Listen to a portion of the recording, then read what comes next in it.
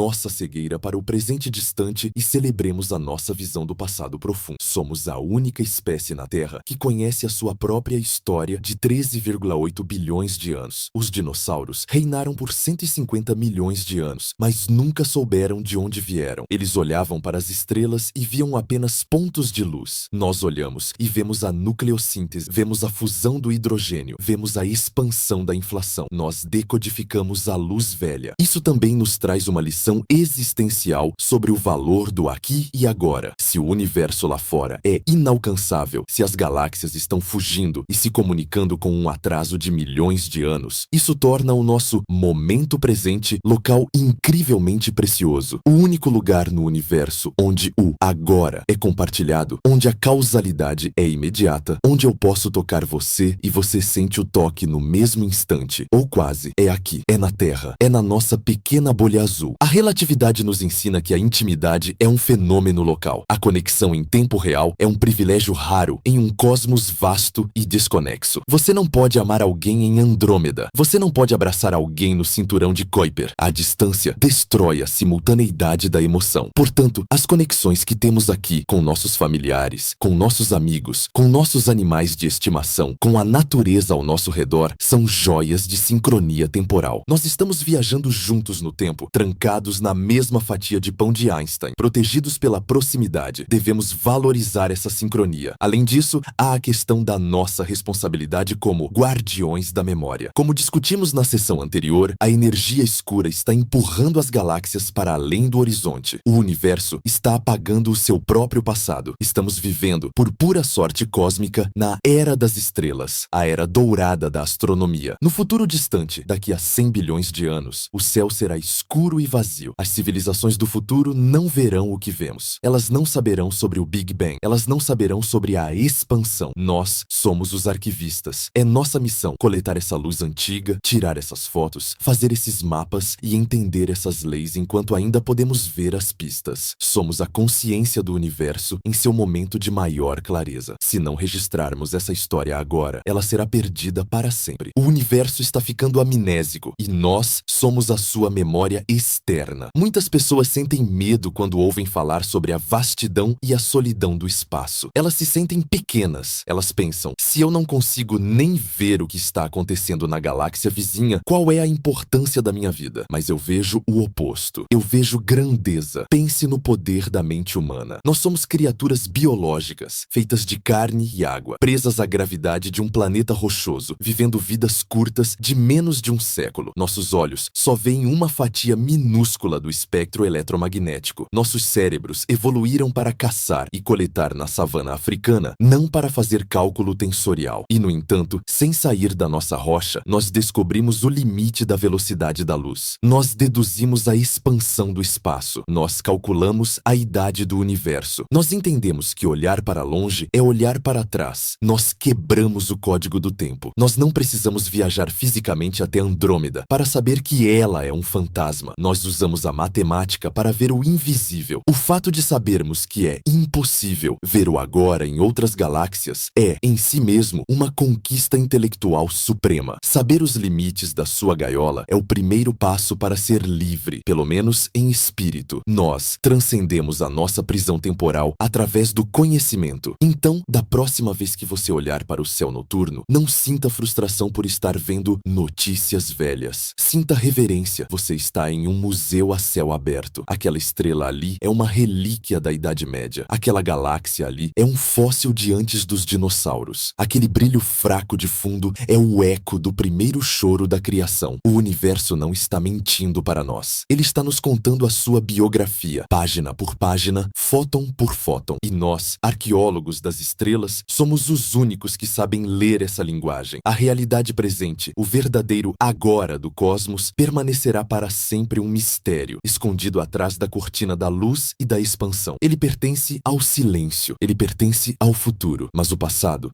pertence a nós. E é um passado glorioso, violento, criativo e belo. Obrigado por me acompanhar nesta jornada através do tempo, da luz e da ilusão. Eu sou o professor Michako. Continue olhando para cima, não para ver o que é, mas para lembrar o que foi. Porque é no passado das estrelas que encontramos o futuro do nosso conhecimento. Até a próxima viagem pela pela história do infinito.